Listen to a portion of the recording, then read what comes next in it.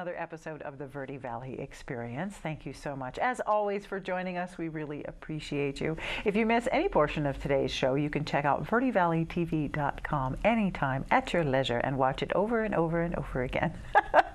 We have a great show lined up for you today. We have animals in the studio. Of course, we're reptiles. I don't know, they qualify as animals. I guess they do. But lots of good stuff going today, so I'm glad that you've joined us. Our first guests today from Red Rock State Park Manager Heidi Erickson and Russell Dunn of Red Rock Reptiles. Now, Russell and his crew are dedicated reptile rescuers who share lots of things with you. Now, they're going to be doing a presentation coming up at Red Rock State Park. You will learn about the beauty and the importance of Arizona's snake population during this wonderful interactive presentation, and also lots of important information such as the correct responses when encountering a snake, perhaps while walking on the trail, in your home. I just had one the other day in my garden. It was awesome. So lots of stuff you're going to learn about that. That's going to be happening June 4th at the theater at Red Rock State Park. Up next, we'll have with us Courtney Bartlett, the park manager from Jerome State Historic Park. She'll be in the studio to tell us about the Jerome State Historic Park Mining Day Camp. Yes, this is all things mining in a day camp for kids. It's going to be so awesome. Now, you can put in your 3rd through 5th grader to join them at the park, and you'll have them learning all kinds of things about exciting mining activities all day. The miners will learn about geology, mining history, machinery, and how mining benefits our everyday lives. Lots of really good information. You never know, you might have some future miners in your family. Good fun stuff. Then we'll be joined by Jody Drake, a local historian from Prescott, who will share with us how families back in the frontier days were responsible for their own medical care with the help of native plants and other techniques such as chewing a little willow bark for a headache or getting vitamin C from pine needles. Yum, yum. Get a little scurvy, just chew on some pine needles.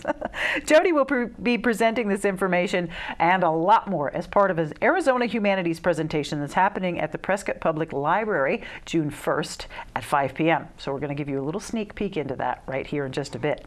Then we'll hit the road and meet with artist and woodturner William Weathersby. William and I chat about the process of turning a simple piece of wood into works of art by way of beautiful bowls and pens. A very delightful man who just couldn't bear to see good wood going to waste. So now he's turned his part-time hobby into a full-time passion. And then we'll finish out our show today with a live performance from Robin and Eric Miller.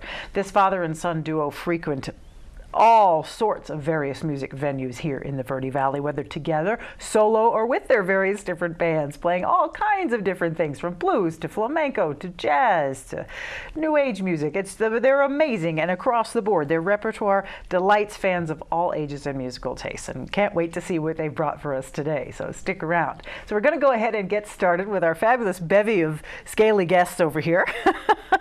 Red Rock State Park Manager Heidi Erickson, thank you so much for joining us. Thank you. And Russell Dunn of Red Rock Reptiles, thank you for joining us. And you've brought 2 lovely guests with you today. Please tell us who these are. Okay, the one I'm holding is a California or common king snake. These do occur in Sedona and the Verde Valley. The interesting thing about king snakes is that they are immune to rattlesnake venom. They will kill and eat rattlesnakes, so the rattlesnake's on the menu for him. All right. If a rattlesnake bites him, it has no effect on him whatsoever. Wow. And rattlesnakes are usually visibly afraid of king snakes. They instinctively know that this guy's bad news for them. Huh. In fact, at my house, I keep my rattlesnakes in a separate room than my king snakes because I'd have trouble getting my rattlesnakes to eat properly if they knew they were in the same room with king snakes. It would upset them. And then the other snake I've got with me that Heidi's holding is a Sonoran gopher snake, which is our commonest snake in the Verde Valley. Better than half the snake calls I get are gopher snakes. Various sizes from 18-inch babies all the way up to 7-8 foot adults. Wow. The books say they go up to 9 feet. I've never seen a 9-footer, but we have had an 8-footer in Sedona. Wow. This one that Heidi's holding is about 6 feet long, and it was a removal from somebody's yard in Sedona. I had one of those under my barbecue grill last year. Well, they're good to have around because they're rodent control devices. A gopher snake will stay on your property as long as there's a food source. If you've got gophers, pack rats, deer mice, he'll hang around until he eats up all the food. And only after he cleans out all your rodent problems does he leave. And when he leaves, he doesn't even leave you a bill. Now, how can you beat a deal like that? Honestly. This is an exterminator that works for free. Right, both of them do. Well, both of them do, but the king snake will just pass through. He will come through your property, eat something that he comes across, but then keep on going. He doesn't stay until he cleans out all the food. Wow. This guy will. He'll hang around until he eats all your problems. I see. And I can see why people look at the gopher snake and go, oh, at first glance you think, oh my God, it's a rattlesnake. Well, yeah, they look a lot like colors are rattlesnakes. similar. A gopher snake also tries to make you think he's a rattler. He will rattle his tail in the brush, in weeds, and hiss out his throat at the same time. And the combination of sounds mimics a rattlesnake's rattling sound. Sure. And many people will kill these and brag about the 6-foot rattler they killed when they were actually killing a great rodent control device that was harmless to humans. Because really, both of these snakes are completely harmless. They have no venom. They've got a mouthful of tiny little needle-sharp teeth, and it does hurt a little bit if you get bit by them, but it can't do you any harm. He's got no venom. The books always tell you if you get bit by a non-venomous snake that you should wash it with soap and water, the bite. Now, I've been bitten by non-venomous snakes probably several thousand times in my life. I've never washed a snake bite, and I've never gotten an infection from it. Actually, their mouths are very clean. Unlike humans, You would figure. we've got one of the dirtiest mouths in the world. You would figure. Oh my gosh. So tell us a little bit about what Red Rock State Park is doing, Heidi, when they're having a presentation. This is a wonderful thing to be bringing in Russ and his crew to the park, to the theater there. It's a beautiful atmosphere. And what better way to learn about our native reptile species than amongst them, so to speak, in nature at Red Rock State Park? Absolutely. During October through May, we try and have one Sunday lecture per month. In the summer, we're going to try and have 2 per month. We have a few less of our specialty hikes in the summer because it's so warm. So, you know, we try and give people alternatives to hiking in order to get them to come into the park and enjoy what we have to offer. That's true. And this would probably be a very popular one, I would think. Are you going to be having more than snakes? I will bring a tarantula with me. All right. That the people can handle if they are brave enough to. So many people are so scared of spiders, but actually our Arizona blonde tarantula is a very docile animal, and it's perfectly safe to handle them.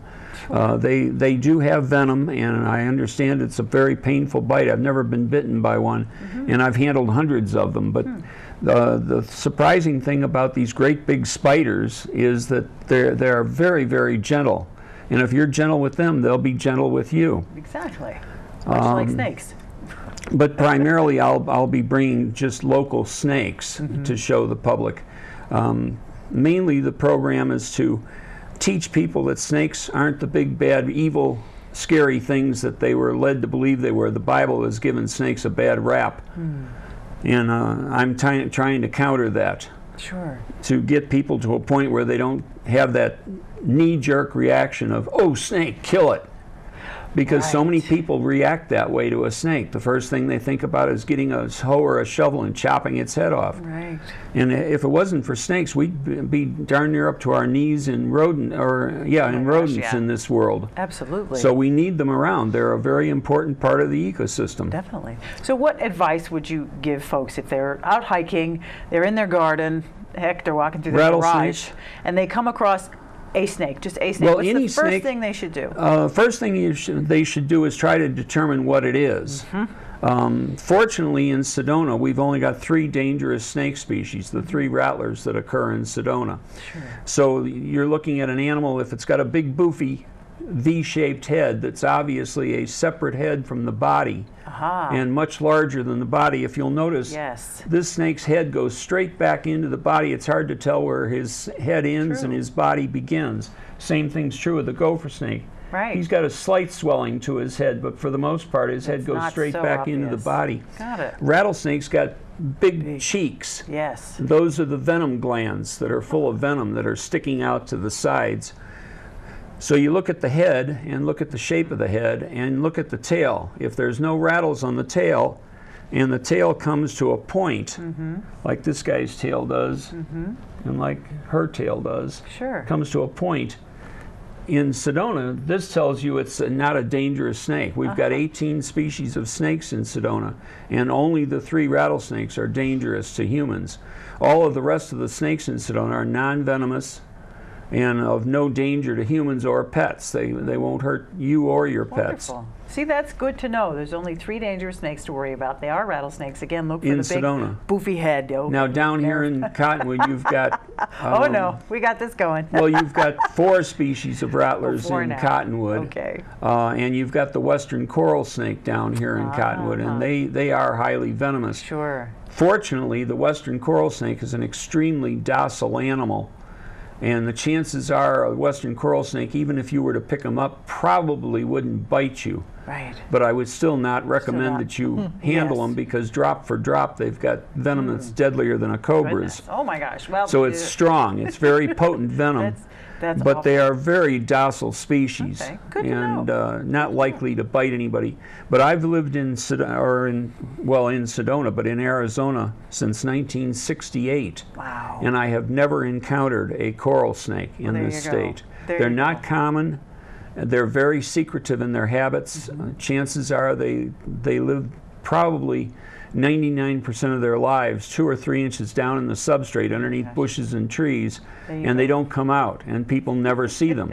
Good. Let's keep it that way. If you want to learn more, which I know you do, because now you're totally fascinated, check out Red Rock State Park's series that they're having on Sundays. This particular one is happening at 2 p.m. on Sunday, June 4th. You'll learn about snakes and other reptiles in the Sedona area. Check out azstateparks.com/red-rock. Check that out. Heidi Erickson, thank you for being here. And let me get in Russ, a plug. thank you. We're also going to be at the Forestry Service Visitor Center on Memorial Day weekend, 4th of July weekend, and Labor Day weekend. We're there all day Saturday and all day Sunday from 9 in the morning till 4 in the afternoon with my displays of Arizona reptiles. Good to know. And people can stop by there and get to handle the animals and ask me any questions they care to ask. Awesome. That's great, Russell. Thank you so much, Russell Dunn from Red Rock Reptiles. And we'll be right back, so don't go away.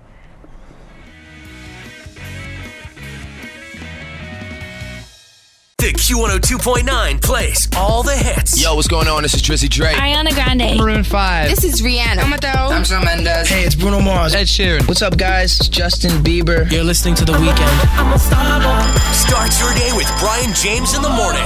He'll get at least 10 songs in a row during your ride home with Julie Page. Zach Sang Show. Catch the Zach Sang Show weeknights 7 to midnight. And Kelly Fox weekends on your home for hit music. The Q102.9 and 104.9 in Prescott and Cottonwood.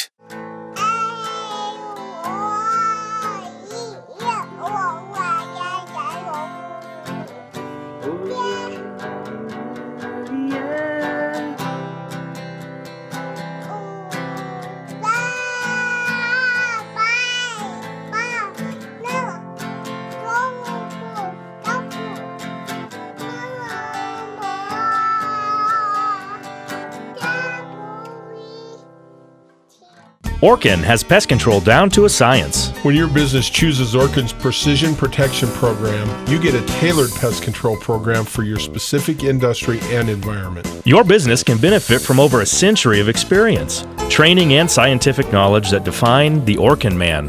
Maximum protection, minimum exposure, backed by one of the industry's most comprehensive guarantees. Choose your locally owned and operated Northern Arizona Orkin and get more than an exterminator. Get an expert. And welcome back to the Verde Valley Experience. We are now here with Park Ranger Courtney Bartlett from Jerome State Park, and she's here to talk about the Jerome State Park Mining Day Camp, which I want to go to. Can I please come? You I can absolutely pretend attend. to be a 5th grader. Yes, you can come be my assistant for the day. Oh, I'd love that. Yeah, That's it's a lot of great. fun. So tell us about the Mining Day Camp. So basically it's going to be for 3rd through 5th graders. And what we're going to do is we're going to walk them through how we come about mining, how we build copper mines, how geologists find copper concentrations in different areas. We're going to take them on a hike, and then we're going to do a whole bunch of experiments, just step by step. Wow, that sounds like way too much fun. Now, is it one day, multiple days? How's the camp So running? it's going to be one day at a time. So you can either attend June 9th or June 23rd. Okay. Yeah. So there's 2 days, two options, days, June yes. 9th or June 23rd. From Yes. what time to what time? It's going to be 9 a.m. to 4 p.m. and it's Okay. $25 per child. Wow, that's nothing. Yep. That is absolutely nothing. Yeah. Oh my gosh! Wow, how do you do it? How do you do that? I'm a mom, so I'm flabbergasted. Right. When, Right. when I go, that's like $3.43 an hour. How is that possible? Yeah, well, we're going to watch a kid for a while, so that's always awesome. good. But you do That's have to great. send lunch with them. Lunch, very Okay, good. so lunch is not okay, provided. good. It must be limited. How It many? is, yeah. So we're aiming for somewhere between 10 to 12 students per Okay. day. If we end up with more, we may add more days on. We'll Right. see. Sounds good. Sounds good. And in order to register your child, what do they do? So what you're going to do is you're going to call the park, and you're going to talk to either myself or our park manager, Wes, and we'll give you some instructions on how you're going to go about registering. You're not going to pay until we get your registration forms. So we'll email those to you. You'll fill them out for each child that's attending if you have multiple children, and then you'll send them back to us. Okay. Great. Now, is it something different on both days, It or is it the same not. program? It's the same Okay. program. So we've already had someone that we talked to, and she was thinking about sending her child to both days. But it is the same program. So if they like it that much, they are more than welcome to come back. Right. But for right now, it's one program. Ah, that is excellent. Wow.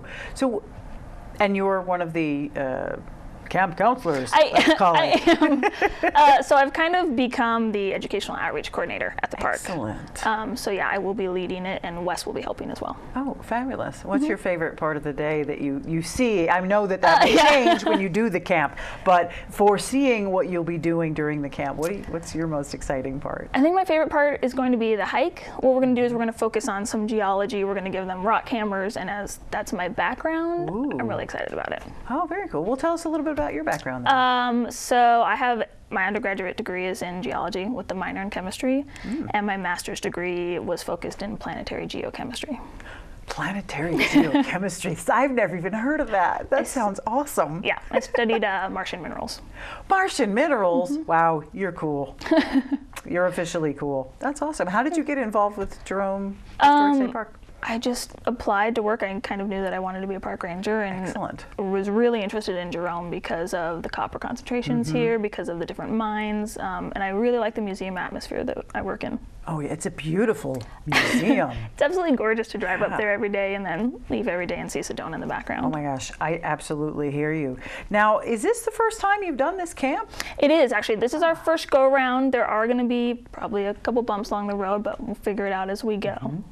So. But that's just great. So there's going to learn about geology, mining history, the machinery, which I think is really, really cool. We do have an operational stamp mill that we'll be running with the kids. So that's actually a rock crusher. So they'll get to feed some rocks in, see how they come out, and before processing happens. All right.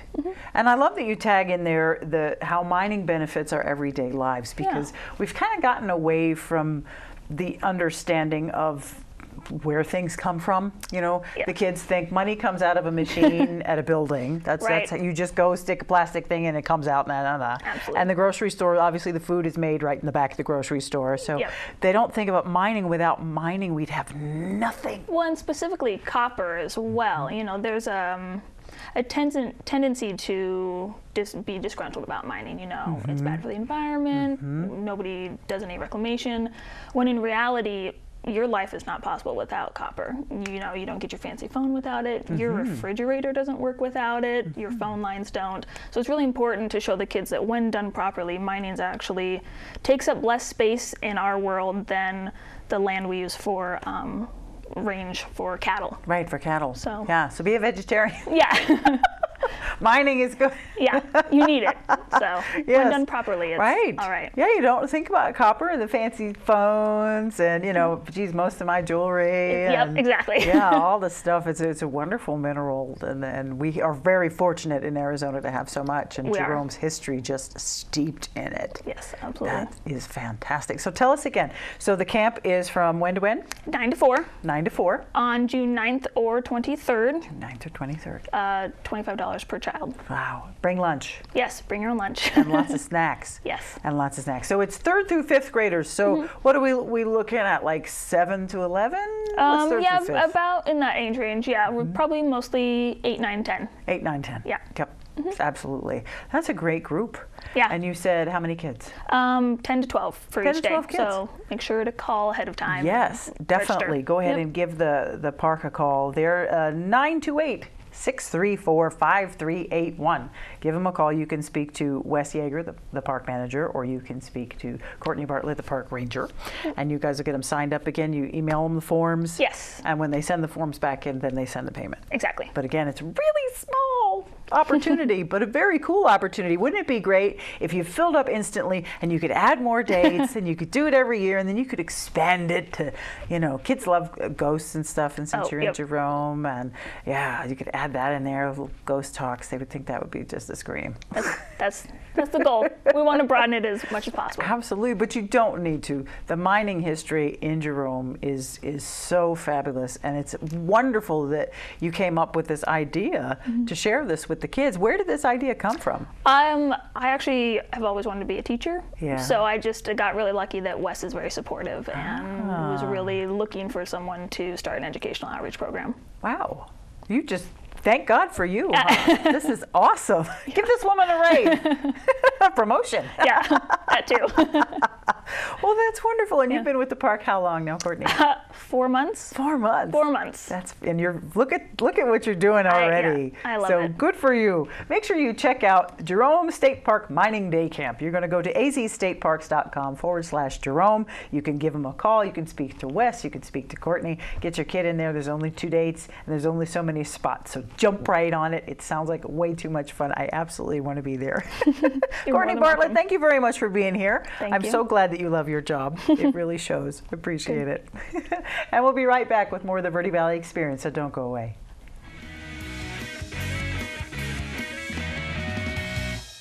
The Q102.9 plays all the hits. Yo, what's going on? This is Drizzy Drake. Ariana Grande. Maroon 5. This is Rihanna. I'm Shawn Mendes. Hey, it's Bruno Mars. Ed Sheeran. What's up, guys? It's Justin Bieber. You're listening to The Weeknd. Start your day with Brian James in the morning. You'll get at least 10 songs in a row during your ride home with Julie Page. Zach Sang Show. Catch the Zach Sang Show weeknights 7 to midnight. And Kelly Fox weekends on your home for hit music. The Q102.9 and 104.9 in Prescott and Cottonwood.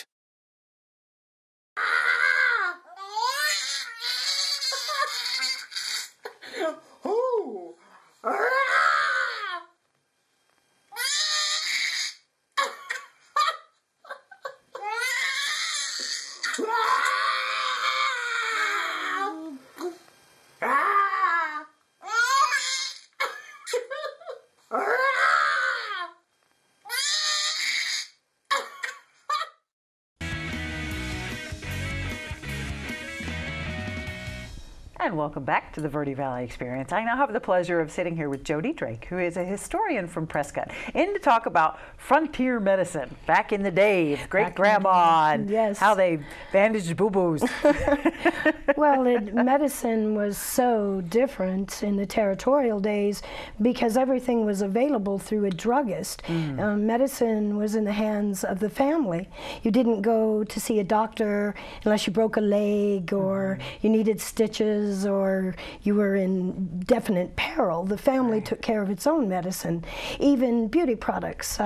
One of the early fascinating beauty products was to mix arsenic with your face cream, and it would be like a dermabrasion and take the wrinkles away. But when a woman headed west, she had her basic family medical knowledge with her. So like the old world herbs.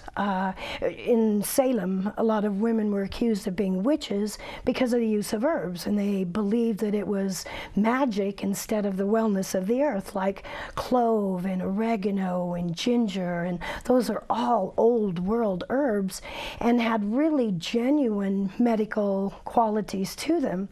So when the woman came out west, she had her whiskeys and her laudanum and mercury for poisonings. But then very quickly she found the initial resources she may have brought with her got used up. So she had to turn to the local Native Americans, other ranch women, and learn a new way to care for her family. So I think the first thing was lots of exercise and fresh air and good food, which they had in abundance. And then, but simple things like, can you imagine if you were out hiking with your daughter and she fell and got cut, and a bad cut? What would you do? And I find it really fascinating. One pioneer woman saw some spider web, and her daughter had been cut really badly and it was bleeding horribly. So she gathered the spider web on a piece of cloth and applied the cloth, and it stopped the bleeding and sealed the cut. And then exploration into things like pine pitch. It's an incredible, if you get cactus, you can melt pine pitch, take the cactus right out. It's a great thing to chew. It keeps the teeth cavity free and whitens the teeth. Really? Yeah, it's amazing. And cinnamon is an incredible painkiller and soother. You can boil cinnamon on your stove and it'll calm your whole household down. You know how when people go in and they say, oh, that apple pie. It's really the cinnamon that's calming them and relaxing them. And natural painkillers like clove. Have you ever, whatever, I've got that's the cinnamon there.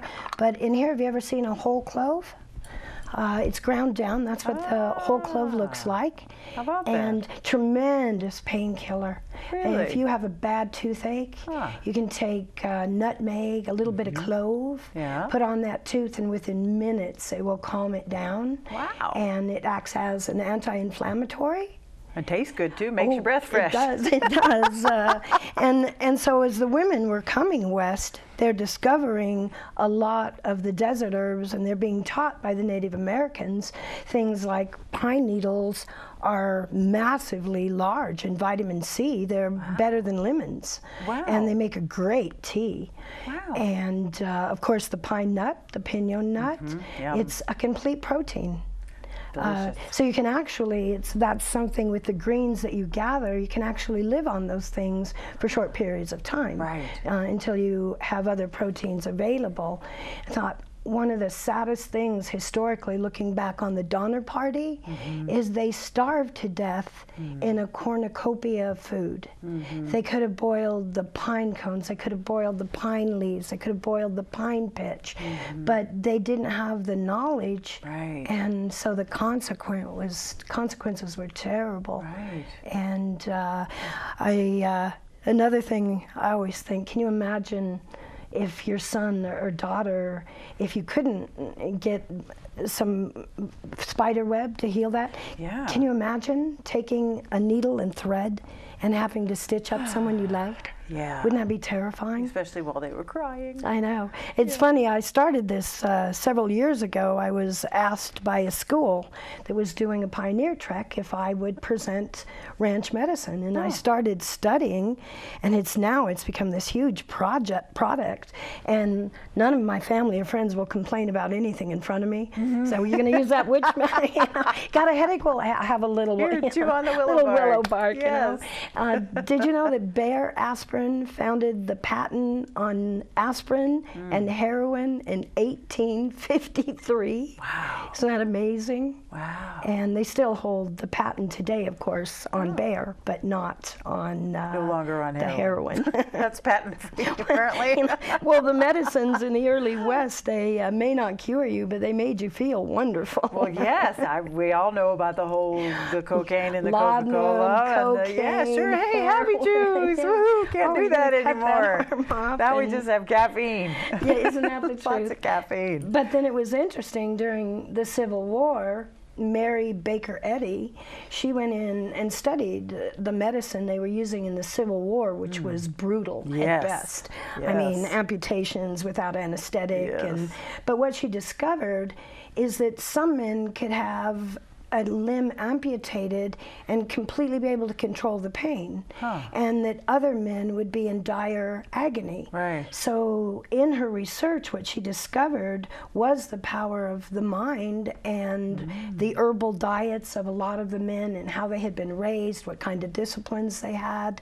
So it's really fascinating. And most all of the modern medicines came from these plants in one form or another. We are very fortunate. We have so much stuff just growing right outside that's medicinal. It's amazing. It's wonderful. Anything you need. And they usually say if you get hurt by something, there's something right next to it that will fix you up. Isn't that the truth? And it is really, really true. Like a cactus, it can hurt you terribly, but yet you can cut it open and the juices within can soothe the worst cut, the worst stick. And I found it interesting. Did you know aloe vera isn't truly a cactus, but the cactus contains many of the medicinal qualities, and prickly pear, the cacti itself, if it's peeled and roasted, it's delicious. Is it? It's gourmet. On salads, especially if you put it on the barbecue. And then the barbecue will burn the skin off and you just kind of scrape it and then slice it real thin and put it in salads. Hey, there you go. Your gourmet tip. Thank you, Jody. That's amazing. Jody is full of so much information we can't even scratch the surface. You want to make sure you check out the Arizona Humanities presentation at the Prescott Public Library that's happening on June 1st at 5 p.m. Check it out. Do they need to register or can they just show up? They can just show up. This is an Arizona Humanities program, and they send me all over the beautiful state of Arizona. Incredible program. Can go online to Arizona Humanities. There's 175 Rhodes Scholars.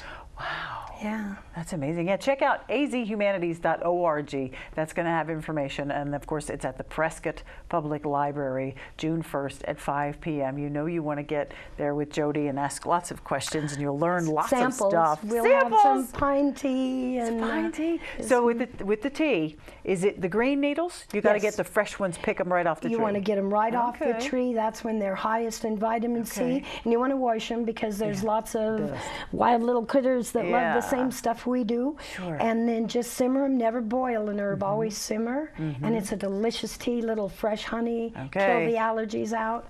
I'm trying that. I'm going right home after this, and I am making some pine needle tea. Jody, thank you so much. Thank you for sharing your knowledge with us. Have a wonderful time at the presentation. It sounds fabulous. Check it out, azhumanities.org. We'll be right back, so don't go away.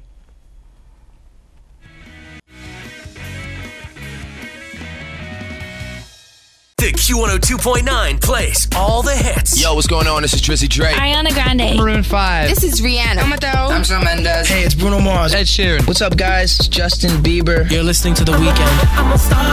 Start your day with Brian James in the morning. You'll get at least 10 songs in a row during your ride home with Julie Page. Zach Sang Show. Catch the Zach Sang Show weeknights 7 to midnight. And Kelly Fox weekends on your home for hit music. The Q102.9 and 104.9 in Prescott and Cottonwood.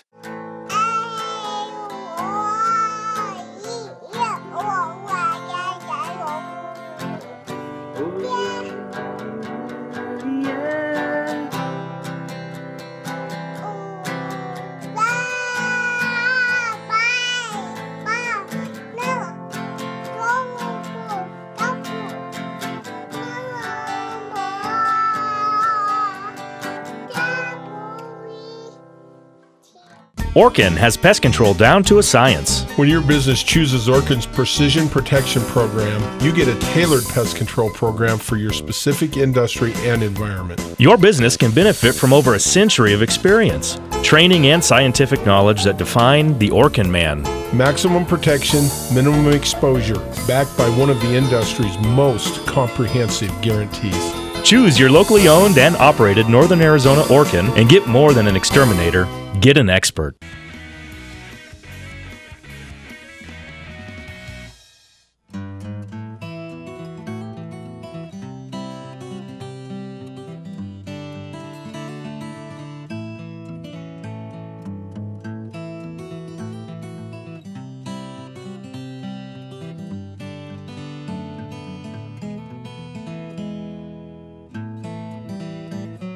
And welcome back to the Verde Valley Valley Experience. I'm now standing here in the middle of the sawmill at the Gold King Mine in Jerome with the fabulous and talented William Weathersby, who is a wood turner. He takes logs and turns them into beautiful creations such as these bowls. Not as easy as it looks. No. No, William, how long have you been turning wood? Probably about 5-6 years. Hey, that's not bad. No. That's not bad. And you started with pens, right? Yep. And then probably about 4 or 5 years ago, I went into bowls. And I just enjoy the creation, the texture. It's like with this one, you see that beautiful grain. Right. My wife's comment is that's God's fingerprint. Oh, very nice. Very nice. So, and you actually go out, people call you and say, hey, there's a dead tree in my yard, come get it. Yeah, well, like this almond wood, the one that you picked up, is actually that had died in a lady's yard. She put an ad in the paper, says, if you want almond wood, come cut the tree down. So a friend of mine and I went over there and we cut it down. Wow. And we did that, and I did that a couple of years later because you have to let the wood dry. Oh, okay. So first step is find the tree, let it dry. And then you let it dry. Now mesquite you can turn green. I don't have a piece with me. Okay. But this is mesquite. This is the crotch where two branches come out. You can see the candium layer coming down. That's this area here. Pretty. The light. Mesquite you can turn green. Okay. A lot of woods you can turn green and you just turn the bowl bigger, and then after it dries, because it'll dry much quicker. Oh. And then it warps. Oh. And then you return it and get it true again. Oh. So like this one was turned about an inch and a half, 2 inches, something like that. Then after it dried, it actually shrank with the grain this way. Oh, wow. So it was a little bit longer here, but because the walls were that thick, you're able to turn it back round again. Brilliant. Now what makes a wood good for turning? What do you look for in a wood? Grain. This is mesquite again. You can see the grain structure. Yeah, very pretty. The colors in it, and the different things. There have been pieces of wood that looked really pretty on the outside, but when I turned them, they were kind of plain. Just kind of plain, huh? Yeah. Do you have to look for, does it matter how hard or soft or oily or dry? Eucalyptus is an oily wood, this one, but most of these woods are hardwoods, like the fruit wood. This is oak. This is spalted oak. That's pretty. This is mesquite. Almond wood, I told you, mesquite. These two pepper mills are mesquite. This pin barrel is actually from an M1 Grand from World War II. Whoa. It was a rifle stock. Wow, I know you were doing that too. That's really cool. And same thing on this, but that's a walnut. Huh. Not in Arizona. That wood did not come from Arizona. Right, yeah. I got the rifle stock from a gunsmith that turned them, but this is sycamore. And then you can see where the cracks and all that. And then like with that big crack there, I'll fill that with super glue and sawdust. And then when it solidifies, it's hard. Instant epoxy. Right. What a great thing to do. Now, did you do this since you've retired? This was something to keep you busy? Well, actually, I was doing it before I retired. I worked for the Verde Valley Medical Center over in Sedona. And now that I'm retired, I'm doing it more, and I'm looking for places to put some of this out as outlets. I've got pepper mills in Tlaquepaque at the kitchen store there. Wow. Kachina, I can't remember the name of the store. Kachina, it's in Spanish. Oh, there you go. The kitchen store in Spanish. Sure. If you know your Spanish, you probably know the name of the store. But she carries those, and then I'm looking for a couple of places to carry the bowls and stuff. That's wonderful. How long does it take? So how many hours do you think you've gotten to this piece here? Not counting cutting down the tree and all that, probably about 4 hours to go from a half a log to that. Okay.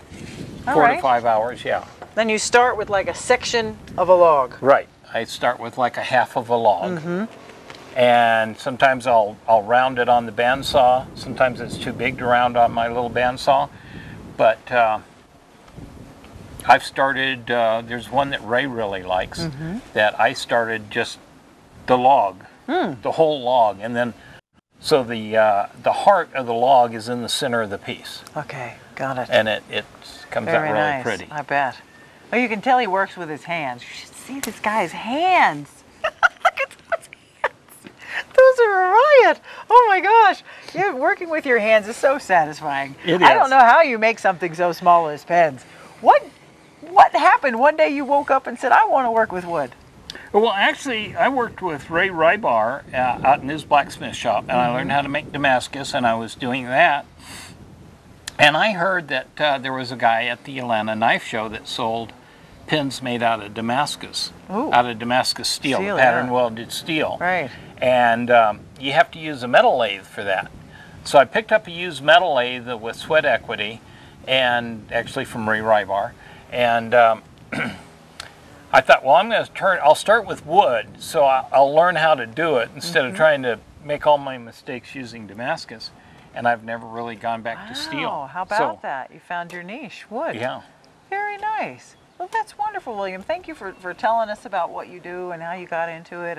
And you do absolutely beautiful work. I couldn't do it. I know, that's for sure. Being a blacksmith, I make some of my own tools, too. Oh, how handy.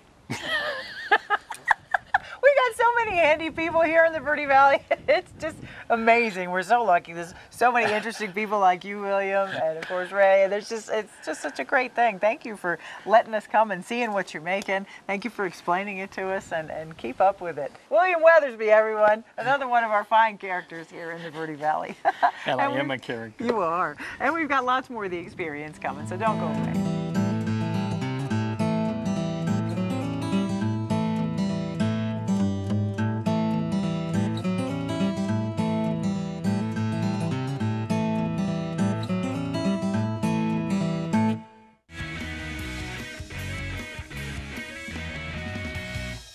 The Q102.9 plays all the hits. Yo, what's going on? This is Drizzy Drake. Ariana Grande. Maroon 5. This is Rihanna. Mateo. I'm Shawn Mendes. Hey, it's Bruno Mars. Ed Sheeran. What's up, guys? It's Justin Bieber. You're listening to The Weeknd. Start your day with Brian James in the morning. You'll get at least 10 songs in a row during your ride home with Julie Page. Zach Sang Show. Catch the Zach Sang Show weeknights 7 to midnight. And Kelly Fox weekends on your home for hit music. The Q102.9 and 104.9 in Prescott and Cottonwood. Papa.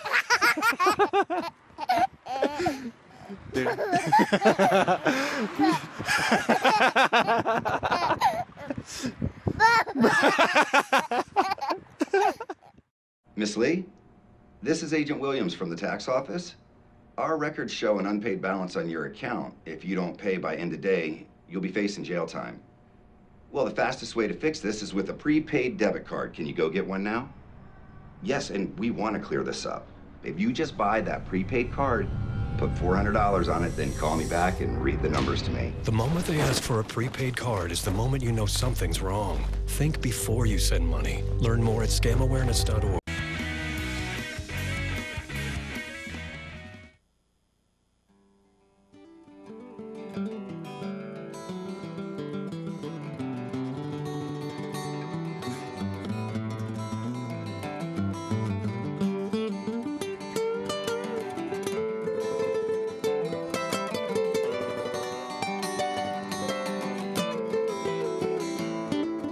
Well, sometimes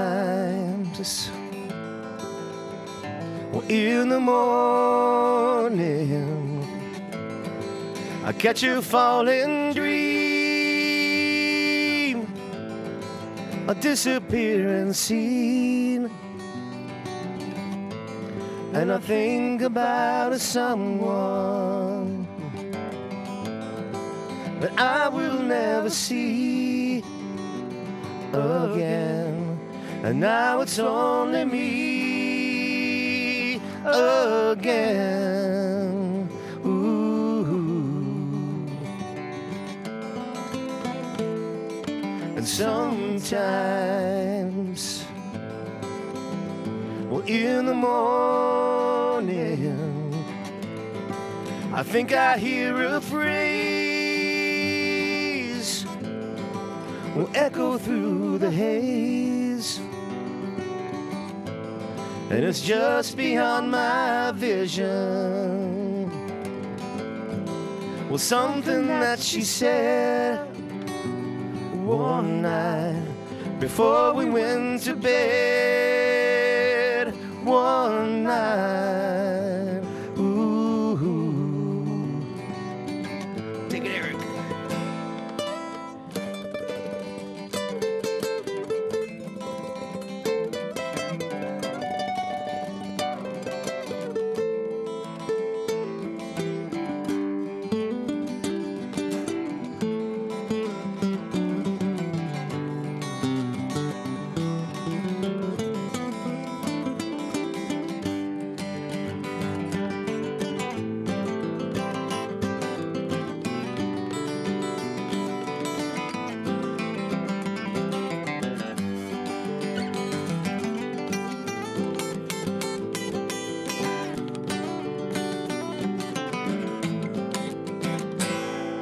And sometimes in the morning, when I go back to sleep, well, trying hard to keep all her memories in motion, well, wishing she were here, my love, whispering in my ear, my love. Ooh, ooh.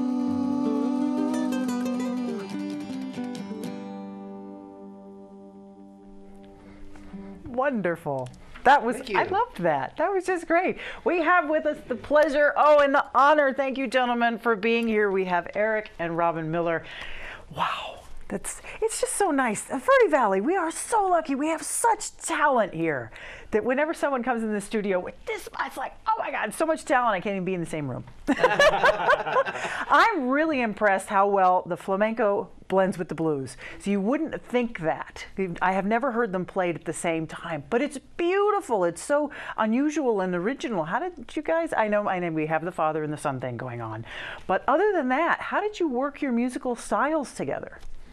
Well, we both grew up in Detroit, and so we had the element of the Detroit, Motown and blues and everything. But Eric started out by playing rock and roll, just like I did, and blues and stuff. And when he went to Europe, he discovered the whole flamenco thing when he was in Spain. So he was like captured by that, and he go ahead and tell her about that. Yeah, I was just thinking that even though this is a flamenco electric acoustic guitar, I'm playing with a pick right now, so I'm not really playing the style of flamenco. So it's just, I just consider it a nylon string, which is a nice compliment, I think, to a steel string. Yeah, it's just a little softer sound. And when we play together, he doesn't really do too much flamenco, maybe one or two songs. But when he plays by himself, he's like Wales on flamenco. It's awesome. Thanks. That is I love all kinds of styles. Yeah, exactly. We both play a lot of different kinds of stuff. You do. You really cover everything, which is amazing. And besides, you have your own solo things. You each do that. Then you each do the duo. But then you have bands as well. You've got so much going on. It's like, wow, you're all over the place, which is great. We can see you at Vino de Sedona. You do the last Saturday of the month? Of every month. Yeah. So there's 7 to 10. 7 to 10. That's fabulous. And then, Robin, what do you do on a monthly basis? And then on Mondays, I play grand piano at Soundbites from 6 till 9 in Sedona. And I play Soundbites on Fridays, usually, rock and roll. A little three-piece rock and roll band with Eddie Berrettini and Troy Perkins, and they're both great players. And but this coming Friday, I'm playing at Vino with Steve Sandner and Michael Leibowitz, playing some blues. Very good. Yeah. Very good. And Eric. How do we play see you? Soundbites, every Wednesday for Wino Wednesdays. I'm there from 6 to 9, and then also every Thursday and Friday at Amara Resort from 6 to 9. That's great. Yeah. Keeping busy. Yeah, so there's absolutely. lots of opportunities to see these guys if you're out and about at any of these places. And you both have so much web presence, internet presence with websites. So what website are we using for you these days, Robin? My website is www.robinmillermusic.com. And people can go there, they can download the music or stream it, or they can also buy it online there. For sure. How many albums do you have out now? About 16. 16. Just about 16.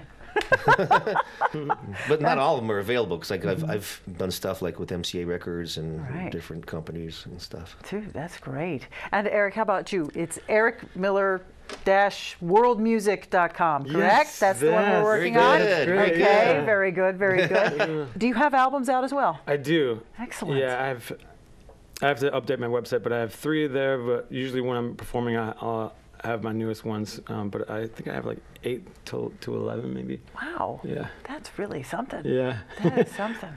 Wow. Eric is extremely prolific, extremely great songwriter. You know? Yeah, well, you both are. Yeah, you know, it's like father, like son, you know. You got to say that comes from somewhere. My dad played guitar for like 2 weeks. But I have his guitar, and it's my prized possession. Absolutely. So there is something to that bond that happens over musicians for sure. And it's just so interesting how you stick with what works for you. I mean, you look like a rock and roll man. You know, you look like a blues singer. You've got that. Absolutely. The hair, you're working the whole rock star thing, and yet here's the grace of the Spanish flamenco here, and you can see that happening, and it's you just should have so seen him years ago. His hair is like down to here. we morph into our true selves. Yeah, I think so. I think we do, actually. For sure. That's truly amazing. And you play so well together, and your voices harmonize so well together. And it's unusual to see family, really, that can make that happen. So I applaud you guys for being able to keep that relationship going in this type of professional venue, and that you just naturally work together very well. I think if me and my father tried to sing together, it'd be like 2 cats. It would just be terrible. So the first song that you played was a cover, and the next song that you're going to play is also It's going to be also a cover? a cover, yeah. Okay, great. What's this one that's coming? This is called Shanty. All right. This is kind of a favorite of a lot of people. That's interesting. So when you guys choose to cover a song, what is it that grabs you? Oh, different things. Sometimes it's songs that are more popular. Sometimes it's songs that are not heard very much. You know, I mean, it depends on the song. I don't know. What do you think? For me, yeah, I think catchy lyrics and maybe a good guitar part. Yeah. Well, sure. Well, we're going to jam on this one then. Oh, great. Get some jamming. Robert and Robin and Eric Miller. This is so great. Really appreciate you guys being on the show. Thanks. Check them out. They're all over the place. Of course, Facebook's too. You Facebook. I think you Twitter. Tweet. Yeah. I don't tweet. I don't tweet too much. Don't tweet too much? I don't tweet at all. No. So yeah, but Facebook is great. Really appreciate you guys being here. Thank you so much. Thanks for having us. Thank you. It's such an honor. Thank you all very much for watching this show. Always appreciate you watching the Verde Valley Experience. You can check us out on Facebook, on YouTube, and VerdeValleyTV.com. We'll see you next time. Let's hear a lick.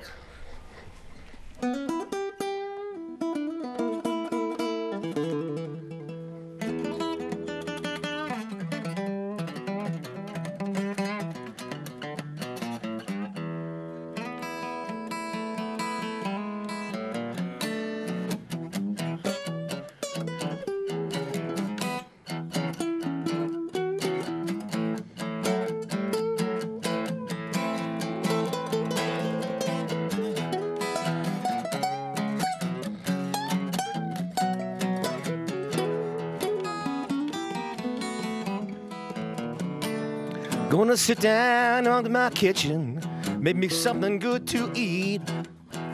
Make my head a little high, make the whole day complete. We're gonna lay around that shanty, mama, and put a good buzz on. Well, pass it to me, babe. Well, pass it to me slow. Take some time to smile a little before you let it go. 'Cause we're gonna lay around that shanty, mama, and put a good buzz on, yeah. Take it away, Eric.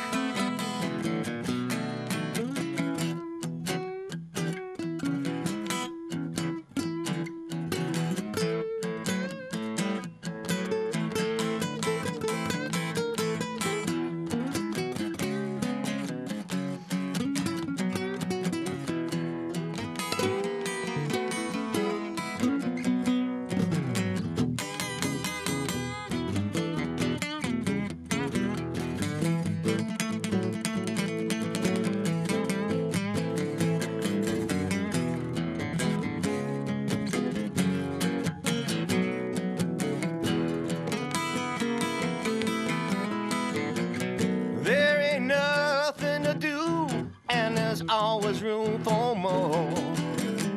We'll fill it light and shut up and close that door, 'cause we're gonna lay around that shanty, mama, and put a good buzz on every night and day. If I can help it, gonna lay around that shanty, mama, and put a good buzz on, yeah.